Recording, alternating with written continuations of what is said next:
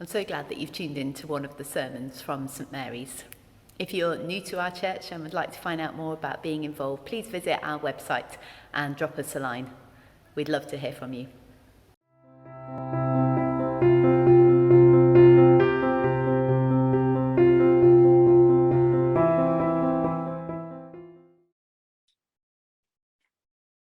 Now, the serpent was more crafty than any other wild animal the Lord God had made. He said to the woman, "Did God say you shall not eat from any tree in the garden?" The woman said to the serpent, "We may eat of the fruit of the tree in the garden, but God said, you shall not eat of the fruit of the tree that is in the middle of the garden, nor shall you touch it, or you shall die." But the serpent said to the woman, "You will not die, for God knows that when you eat of it, your eyes will be opened, and you will be like God, knowing good and evil." So when the woman saw that the tree was good for food, and that it was a delight to the eyes, and that the tree was to be desired to make one wise, she took of its fruit and ate. And she also gave some to her husband, who was with her, and he ate. Then the eyes of both were opened, and they knew that they were naked. And they sewed fig leaves together and made loincloths for themselves. They heard the sound of the Lord God walking in the garden at the time of the evening breeze. And the man and his wife hid themselves from the presence of the Lord God among the trees of the garden. But the Lord God called to the man and said to him, "Where are you?" He said, "I heard the sound of you in the garden, and I was afraid, because I was naked, and I hid myself." He said, "Who told you that you were naked? Have you eaten from the tree of which I commanded you not to eat?" The man said, "The woman whom you gave to be with me, she gave me fruit from the tree, and I ate." Then the Lord God said to the woman, "What is this that you have done?" And the woman said, "The serpent tricked me, and I ate." And the Lord God said to the serpent, "Because you have done this, cursed are you among all animals and among all wild creatures. Upon your belly you shall go, and dust you shall eat all the days of your life. I will put enmity between you and the woman, and between your offspring and hers. He will strike your head, and you will strike his heel."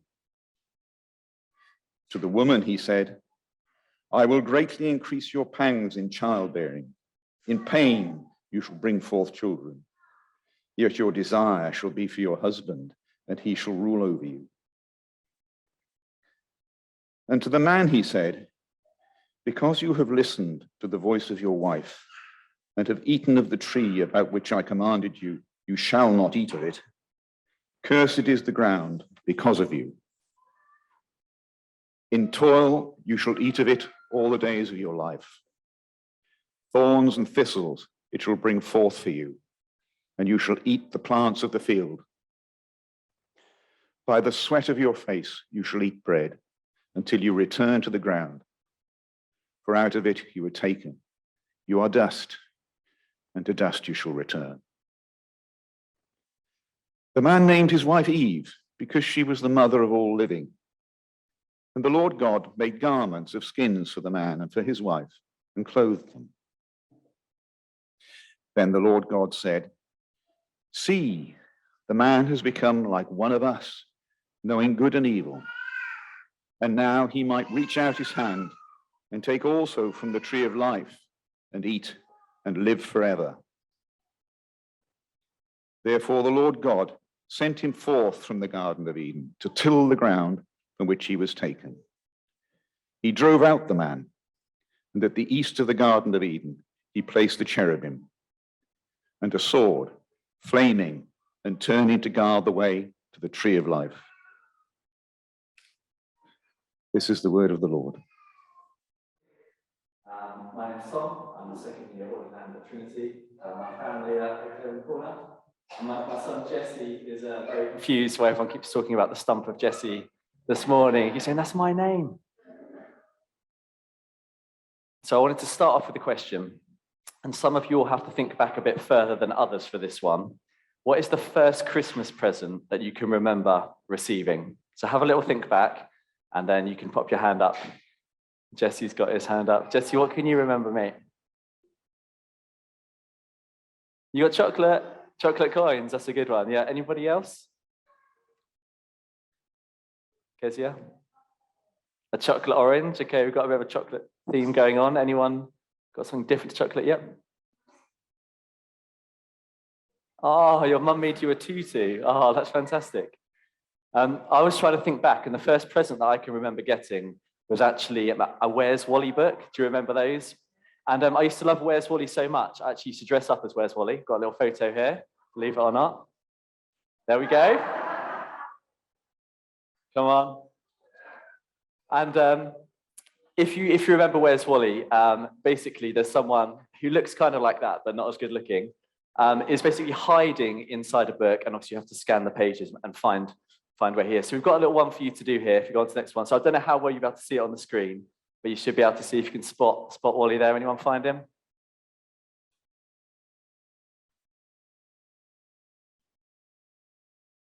This is supposed to be the easy one, by the way. There is a hard one afterwards. Anyone got him? Yeah, great. Best spotted him. Okay, if you go on the next slide, there's a little arrow. There we go. Okay. That was supposed to be the easy one, so I'm slightly concerned about the next one, but let's go for it anyway. Here we go. You might need to get up close and personal with the TV screen. You found it, some of you. I will be impressed if you get this one. You can only just about see his head. Okay. I think the guys over there have got the best chance of that TV screen. Go on, let's have the next slide. We'll give it away. There you go. His little head poking out the window. There he was. If you want to keep your kids busy over Christmas, you can actually buy Where's Wally books that doesn't have Wally in at all. But you don't tell them that, and then off they go. But this idea of lost and found, of hiding and seeking, I think is one that we all enjoy and can all relate to. My friend's got a 2-year-old daughter, and they like playing hide and seek together. And she said, "Oh, Daddy, you hide now." So, you found this hiding spot. It was there for 1 minute. You go, oh, 2 minutes, went by 3 minutes. She's thinking, I've got a great hiding spot here. She's never going to find me. It went on a bit too long. He came downstairs and she had found the biscuit tin and was eating biscuits and had tricked him. As we start to think about the Christmas story this morning, I want you to keep in your minds that actually it's a story of hide and seek. So we're just starting the season of Advent, this period of waiting, building up to Christmas. And I wonder if you were going to retell the Christmas story in just 1 minute, where would you start? Maybe with the shepherds, maybe you'd go back to Mary and Joseph, maybe you'd go with the angel Gabriel. But actually, I would suggest that the Christmas story doesn't start in any of those places, but actually starts in the first book of the Bible, in Genesis, where we had today's reading. And back in Genesis, if you remember, God made everything. So he made the sea, the sky, the sun, the moon, the plants, the animals, and he said it was good. But then he made humans, and he said, that's very good. So maybe turn to the person next to you and say, you are very good. Say it like you mean it. You're very good. And we were created, weren't we? We were created for friendship, for relationship, for intimacy. We are created to enjoy music and football and art and takeaways and bonfires and PlayStations and sunsets and poetry and mountain climbing. But God lived with Adam and Eve in the garden. And actually, above all those things, what made it beautiful was his presence. And for the first 2 chapters of Genesis, we see them enjoying his presence. But then in chapter 3, things go wrong. So instead of choosing relationship with God, Adam and Eve chose independence. And what was the first thing they did? They hid. So the first question that God has to ask in the history of God is, where are you? Verse 9, he says, where are you? They hid from God and from each other. and we've been hiding from God ever since. And the Christmas story starts here because the Bible is then one long story of God wanting to be present with his people again. Mike Pilavachi says it's about a God who in his holiness could not be near us as he sends them out of the garden. But it's also about a God who in his love could not be apart from us, which is why he sends Jesus. So one of the treats that our kids enjoy most is pretending to drive our car. So this is just parked on the drive, by the way. But they sit in the front, get the steering wheel going, the wipers are on, the lights going on, the hazards are on and off. They find Jen's secret stash of sweets and start tucking into those as well. And being able to drive is obviously a good thing. But a 4-year-old driving on a road is not a good thing, is it? Because they're not ready. And actually everything that God created in the garden was good, including the tree of the knowledge of good and evil. But God says, don't eat from there. They're not ready yet. But Adam and Eve disobeyed, didn't they? And as they ate, their eyes were opened too soon. They were aware of their nakedness, and they realized we've chosen independence here from God. So God says, Adam, what's happened? And he says, oh, it wasn't me, it was Eve. So God's like, Eve, what's going on? Oh, it wasn't me, it was a snake. Their first instinct is one we can all relate to. Oh, it wasn't me. Oh, no, I didn't quite mean it like that. Oh, no, it's the way that they spoke to me first. It's not a big deal, God. No, it's... Anyone else relate to that feeling? But God warned them of the consequences of this choice back in Genesis 2. He said, if you eat from the tree of the knowledge of good and evil, you will die. And so death enters the world and has all these other consequences attached. So for the woman, we see in verse 16 that she'll have pain in childbearing. Now, this doesn't specifically refer to actually giving birth. It's better translated as she'll have anxiety from conception to birth. So this whole process is going to be difficult in lots of different ways. Eve, whose blessing was to be the mother of all the living, will now suffer during the process. Her blessing has become her burden. But more than that, it says her relationship with her husband is now going to be fraught. So rather than an ideal equal partnership of mutual self-sacrifice, it will now be one of frustration and pain as two hungry souls grapple with each other. Anyone who's been married for more than 5 minutes, I'm sure, can relate to that feeling. But also anyone with friends or family or any human relationship knows that relationships take work to work, don't they? And then we come to the man. Verse 17, God says, cursed is the ground because of you. Now, when we read curse, I don't want you to think of a magic spell, kind of like Harry Potter style. But it's much better to think of it as a removal of God's protection and favor. You could think of it that the ground is now unblessed. So the ground will still produce fruit and crops, but only through hard work. There's always that annoying patch of grass, isn't there, in the garden where the grass just doesn't grow, whatever you do. But then on the patio where you want nothing to grow, the weeds grow without you trying to do anything. The ground doesn't do what you want it to do. I don't think I've ever kept a houseplant alive for more than about 4 weeks. That might just be me, though. Now, those examples are trivial, but around the world, the fact that the ground doesn't do what you want it to do is a matter of life and death for the majority of people in the world. Is the ground going to produce enough for me to survive? Verse 19 says, in order to get food, it's going to be by the sweat of your face. Now, again, you might be picturing, I've just gone for a long run and I'm sweating. But again, it's actually a Hebrew idiom, again, built around anxiety. It's anxious perspiration. What if the crop fails? What if the livestock die? What if the petrol runs out? Will my work be enough to provide? And obviously, we see the extra effects of our struggle with the earth as climate change is everywhere that we can see as we live disconnected from the needs of the earth. So Adam, there's wordplay going on here. Adam, who was created from the Adama, the cultivatable land, whose role was to carefully till the land now has to toil. His blessing has also become his burden. Now, the whole of that event is often known as the fall. And having now, read the New Testament and read what Paul said, we often jump straight away and think, oh, okay, that's when sin entered the world. But it's interesting to think about, as the Israelites would have read this account, of course they would have acknowledged that that was when sin entered the world. But more kind of obviously than that, and more important to them, was that moment was the loss of direct access to the presence of God. So sin makes us bad, right? 100%. But the focus here is that sin makes God distant. So childbearing is hard, yes. I don't know, but it is. Producing food is taxing, right? Our relationships with each other are hard.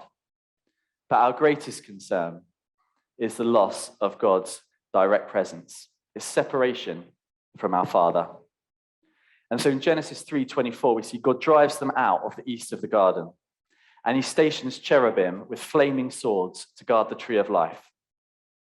Now, this isn't a polite request like, would you mind stepping out of the garden now, please? This is serious consequences as heaven's bouncers are put on the door. And we see this painful, ironic wordplay as what humans were made to protect is now being protected from them. So where do we find ourselves in this story? I think the first place we find ourselves is in realizing that we are all born outside of Eden. We all see the inherited effects of Adam and Eve's choice, but also the effects of our own personal choices to live independently from God's presence, the effects of sin. Like a broken mirror, only distorted images of original perfection remain. Now, you're probably thinking right now, oh, I'm really pleased I came to church today to hear this inspiring and uplifting message. But actually, there is good news.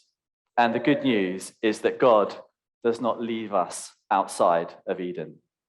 He doesn't leave us outside of Eden. Whereas we hid, God comes looking. He runs towards us. He seeks. He just won't give up on his people. And God's presence, of course, does return in Jesus, not by us working our way back to him, but by him taking on flesh and coming to us. The closed door of Eden becomes the open door of the stable. God, who in his holiness said, I can't be near you, in his love says, I can't be away from you. And on the cross, as Jesus died, God's holiness and his love met, making possible a full return to relationship with him. The consequences of the fall were you will surely die. But God chose redemption, redirecting that consequence onto his own son, the last Adam. But then on one hand, though Jesus has made it possible to have access to God's presence, we still see the effects of sin in our lives. In verse 15, having cursed the snake, God says, he will strike your head and you will strike his heel. We live in this battleground, don't we? This ongoing battle between good and evil. And we see some beautiful things in life. We have great relationships. Women heroically do survive childbirth. Many of us enjoy incredible combinations of food made from the land. But we also see relationships causing great pain. Marriages fall apart. There is tragic loss in childbirth. People starve, and creation is being destroyed. We experience times of close connection with God, where we are walking with him and trusting in him. But there's also times when we feel distant.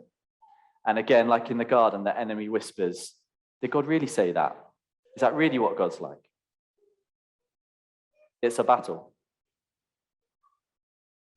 Now, I don't know how far you've got reading through the Bible, but I've got more good news for you.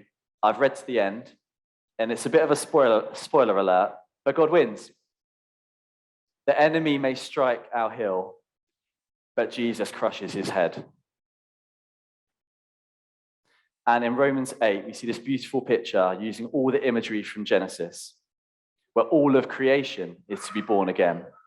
And our relationships with each other, with creation, and with God are restored. And the enemy is completely defeated. I'm just going to invite Simon up to play a little thing on the piano while we have a little time of response. And in order to respond, I've got a kind of a famous picture to help focus our attention. So if you just skip ahead a couple of slides. There's Eden. Next one. Okay. And this picture is called Mary Comforts Eve. So maybe take some time to focus on the imagery. Notice the apple in Eve's hand and the sorrow that she is expressing at her sin and the loss of God's presence. Are there parts of our life that we try to hide from God's presence? Now notice the snake's tail wrapped around her foot. Are there areas of our life where sin has a hold?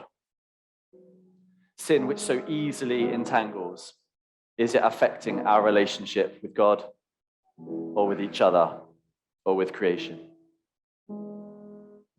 Is our instinct, oh, it wasn't me. Let's own it and hold it.